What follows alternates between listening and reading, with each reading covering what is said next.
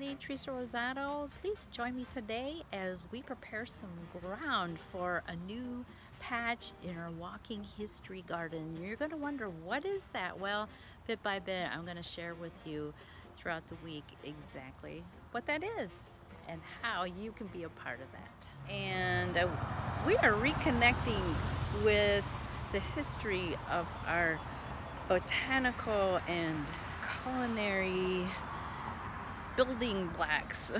Culinary building blocks, meaning vegetables and herbs. We have a rich history and culture that is often not recognized for our centuries of adaptation and agricultural skills. We've been written out of the story frequently, and we're changing that here. I'd like you to join me today. I probably spend about 4 hours a day tending the gardens when things are in bloom. And tending means also bringing in plants that are indigenous to Michigan as well as to our culture. So you're going to start seeing garden beds that reflect foods that we find on our tables, and also plants that have significant noteworthy attributes to our culture. If you're a person that would like to be involved, you have a Latinx heritage, Chicanx heritage, indigenous heritage, indigenous Michigan or indigenous Mexican or Tejano culture, Boricuas, Afro-Caribbean. You're going to want to get involved here. This is a great way, I find, a spiritual connection when you're working with the soil and tending to it and pouring some love into it. It gives right back to you. It's a great way to brighten your outlook in life and feed one another and beautify the world. So let me finish watering here. I'm going to bring you over to something here. The tomato, that's what the Nahua people called them. And they developed not only significant strains of tomatoes that we enjoy, but they also developed some practices that allowed the tomato to thrive. The tomatoes, as you know, love heat and they love sun, but they do need some water. And these floating gardens found in Mexico City are examples of ways they both built, there's an ant on my leg, they both built a system to catch water, and also floating gardens. They essentially took the decayed and rotting materials at the bottom of the garden and pile them onto the surface. So it's an excellent source of nitrogen, and tomatoes are nitrogen lovers. When you get that first bolt in this big greening, like what you see here, that's as a result of nitrogen and leaf production, stem production. That's all essential to the development of the tomatoes. There's some other things that are essential for the flowering and the fruiting, but for the essential growth, the initial growth of the plant, the composted materials from the bottom of a swamp is just an excellent idea, a way of providing nutrients for plants. And when we have dry conditions, this application of material onto the top, mulching in a sense, essentially, is a life-saving technique. As we switch to a drier climate, you are going to find that you're going to need to mulch. And I think some gardeners in Michigan may have not had to do this, but as our condition or as our climate grows drier or has more of a, instead of an August, which we expect things to be dry, as we shift to maybe a dry July, August, mulching is going to be essential, and using the materials around you to provide natural mulching is going to be critical for us to adapt to this drier climate. We are looking at our walking history garden, and it's a testament to people and culture and food and agriculture and our practices that have sustained ourselves for thousands and thousands of years. And this is going to be a long story. As you see, I have this whole fence row that it will have a story here, and I've developed this little part of it, and I'm in the process of softening some more ground for it.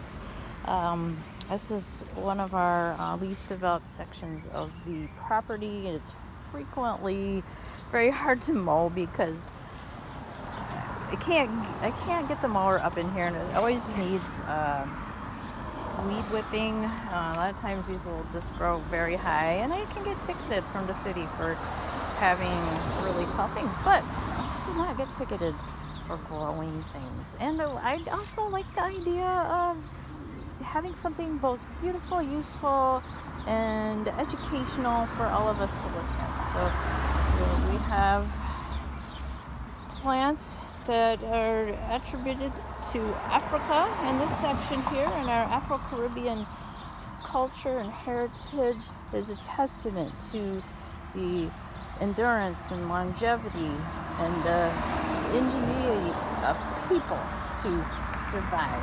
And we will be making some signage I'm kicking some weeds here, to share that story. But if you would like to be a part of that, if you're vaccinated, fully vaccinated, and would like to be a part of that story and help either with this digging process, this is probably a little more of the most difficult process here, as we break this up bit by bit. How I do this is I soften it, usually with a little water, and I'm realistic about how much I want to do in a day. I've decided that I'm only going to dig this little portion here. I got my handy dandy wagon and shovel, and after I dig, I make a really sweet garden bed. Since it's really high sun and I don't want to be using too much water, I'm going to be mulching it just like our Azteca people did in the city of Mexico with the floating gardens. We're going to be using some mulch to encourage really nice root growth in hot, dry climates, so that when we do have water, it stays in the ground. It does not evaporate. So what am I planting today? I just dug out, removed the sod in this area right here, and we're making an area that's going to be tolerant of high heat and little water. And the way I've achieved this is remove the sod, and I've dug a bowl shape here.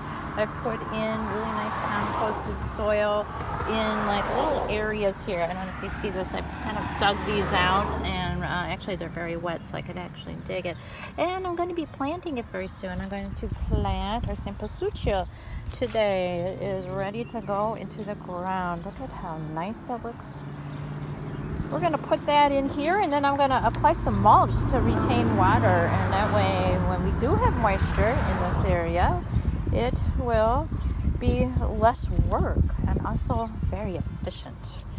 So we're going to just kind of scrunch the cup here. See if we can get it out. I might need 2 hands for this. I think it might come out. There we go. See the root development. It's going to be, I think, happier once it gets in here. Usually it's the way with these heat-loving plants. Once they get outside and get in the ground, that's when they're happiest. Oh yeah, look at all that root growth. You probably couldn't see it. It wasn't to the bottom of the pot, but there's some very long roots here reaching for the ground. So we're going to, actually I'm going to turn the head of this so that it faces the road here, or the sidewalk. the idea is that people will walk by and learn a little bit about our fabulous plant history and things that make us so unique as a culture. We're gonna get these babies all in here. There we go. Put that right in there. Tap that down. That's looking good. It's kind of the edge of my trough here too. And if you notice, I've kind of troughed it so that the water runs back in here and not out onto the street. So it's got a high embankment here. Now I'm just gonna spread this mulch around to keep that moisture in here. I had a bit of a berm I've made right here, a little bit of a transition zone. As you see, I have this concrete piece to work with here, and it kind of made a unique bowl or barrier. I'm not sure what you'd like to call it, but there we go. We have these planted. They're already sufficiently watered. It's supposed to be hot again, but we're supposed to have another cold snap. So I wanted to get these in the ground pretty quickly so that they have time to acclimate before we have a lot of extreme weather going on again. And adapting to extreme weather is one of the things that we've had to learn as humans. We've induced a lot of it ourselves, but we can definitely legislate for pull people in that are aware of the practices we need to do to prevent this. So what do you remember about Cempasuchil? I spoke a bit before in a prior video and why we have this plant here and the significance of it. These are seed stock from flowers, that the Cempasuchil flowers that we've had in our gallery during Dia de Los Muertos, and they are grown to lay on the graves of those that have passed in remembrance and honor during Dia de los Muertos. So that's the part for today. I'll be making a sign later for this. I've just been taking scrap wood and a little paint and sit down at nighttime along when I do the papel picado in plastic, and I'm taking that little wagon, putting it back away, locking things up. We've got a beautiful day started, and I've got work to do. I'm still working out at Grandpa Joe's. I've been investing a lot of time driving back and forth, and I can't wait till I can reinvest energy into this space.